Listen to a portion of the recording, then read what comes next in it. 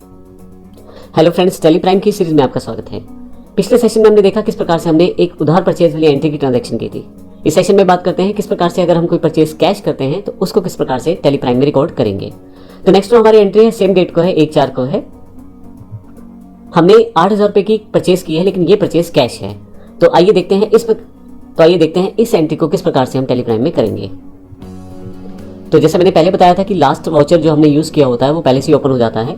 इसके साथ साथ यदि आप देखेंगे तो यहाँ ऑटो नंबरिंग ऑन है। परचेज के बाद यहाँ पे नंबर 3 वाउचर है, तो मेरा ये तीसरा वाउचर एंटर करने वाला है।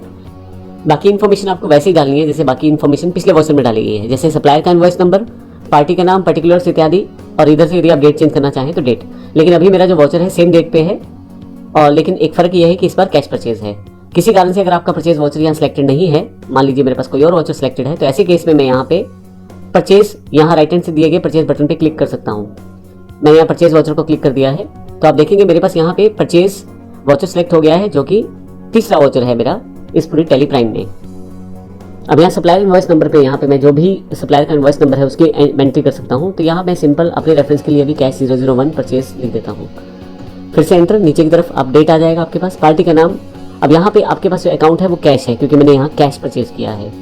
उसके पश्चात आप पार्टी डिटेल्स यानी कि किस सप्लायर से आपने परचेज किया है सामान, उसकी जानकारी आप दे सकते हैं।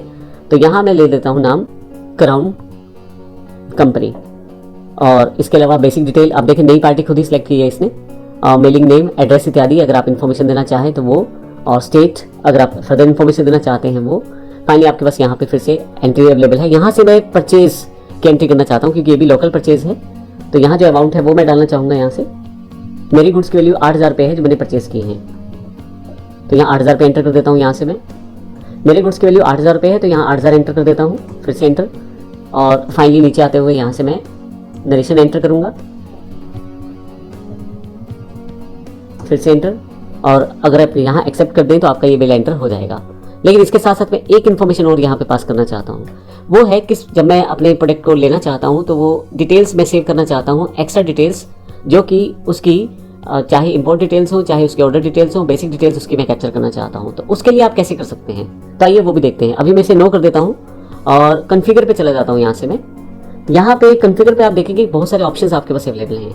यहाँ शो मोर कन्फिगरेशन आपके पास पहले येस होना चाहिए, अगर यहाँ नो रहेगा तो काफ़ी सारी ऑप्शन आपके पास कम आएंगी। तो यहाँ पे मैं शो मोर कन्फिगरेशन में यहाँ पे येस कर देता हूँ ताकि मेरे पास सारे ऑप्शन यहाँ दिखाई दें। इसके बाद मेरे पास जो नीचे की तरफ एक ऑप्शन है यहाँ से provide receipt order and import details, अगर मैं इसे येस कर देता हूँ तो मैं यहाँ पे ऑर्डर डिटेल्स या इंपोर्ट डिटेल्स की इन्फॉर्मेशन को सेव कर सकता हूँ एंट्री करते हुए। तो यहाँ पे आके मैं इसे येस कर देता हूँ, और ऑर्डर डिटेल्स एक्सेप्ट करना चाहते हैं तो वो, और अगर इंपोर्ट डिटेल्स है तो उसके लिए भी येस कर सकते हैं। अब मैं केवल ऑर्डर डिटेल्स के लिए येस करता हूँ, आपको डिफरेंस क्लियर हो जाएगा। मैं एंटर करते करते नीचे आता हूँ और फाइनली मैं इसे सेट कर देता हूँ। बाकी सारी एंट्री सेम होने वाली है। मैं नीचे एंटर करते हुए आ रहा हूँ। यहाँ से आप देखेंगे यहाँ पर रिसीप्ट डिटेल्स इन्फॉर्मेशन है आपके पास, आप किस तरह से अपना जो माल प्राप्त करना चाहते हैं, और अगर आपने रिसीप्ट नोट आपको कोई प्राप्त हुआ है तो उसकी इन्फॉर्मेशन आप यहाँ फिल कर दें। रिसीप्ट नोट डॉक्यूमेंट यानी कि जैसे बिल्टी या चालान वगैरह होता है उसकी इन्फॉर्मेशन आप यहाँ दे सकते हैं। जो डेस्टिनेशन है, किस गाड़ी से सामान आने वाला है, उसका नंबर अगर आप चाहें तो वो फिल कर सकते हैं। बिल ऑफ लैंडिंग अगर आपके पास है, मोटर व्हीकल नंबर इत्यादि और डेट इत्यादि की इन्फॉर्मेशन आप यहाँ दे सकते हैं। ऑर्डर डिटेल्स में भी आप अगर टर्म्स ऑफ पेमेंट कुछ इन्फॉर्मेशन डिसाइडेड है तो वो दे सकते हैं। Other reference terms of delivery अगर कुछ है तो वो भी आप यहाँ स्पेसिफाई कर सकते हैं। मेरे पास एक खाली है, मैं खाली कर देता हूँ यहाँ पे। तो आप देखेंगे बाकी एंट्री सारी सेम है, केवल उस इन्फॉर्मेशन को अलग से टैली द्वारा पूछा गया है और वो आपकी इस पर्टिकुलर एंट्री के साथ सेव हो जाएगी। तो इस तरह से हम टैली में देखेंगे छोटे छोटे ऑप्शंस जिनको ऑन करके हम काफ़ी सारी इन्फॉर्मेशन को सेव कर पाएंगे हर एक वाउचर के साथ। तो ये हमने देखा था कन्फिगर में जाके हमें किस प्रकार से इस ऑप्शन को सिलेक्ट करना है। आप कन्फिगर पे जाने के लिए शॉर्टकट की F12 का इस्तेमाल कर सकते हैं। F12 की से आप यहाँ पे आ जाएंगे और इसके बाद आप यहाँ पे ध्यान रखिए शो मोर कन्फिगरेशन में येस होना चाहिए, तभी आप प्रोवाइड रिसीप्ट ऑर्डर और इंपोर्ट डिटेल्स की इन्फॉर्मेशन को आप येस कर पाएंगे। और अगर आप ये डिटेल नहीं देना चाहते हैं तो आप नो कर दीजिए ताकि बाकी वाउचर्स में मेरे पास ये ना पूछे। तो मैं यहाँ एंटर करके फिर से वापस आ जाता हूँ, और फाइनली एंटर करते हुए यहाँ से मैं एंटर करता हूँ और नरेशन जो मैंने दी है, और फाइनली एक्सेप्ट। तो ये मेरी एंट्री हो जाती है। तो इस प्रकार से देखा हमने, पिछले सेशन में हमने क्रेडिट एंट्री को देखा था परचेज की, और इस सेशन में हमने कैश एंट्री को देखा है परचेज की। तो इस प्रकार से हम परचेज कर सकते हैं। धन्यवाद।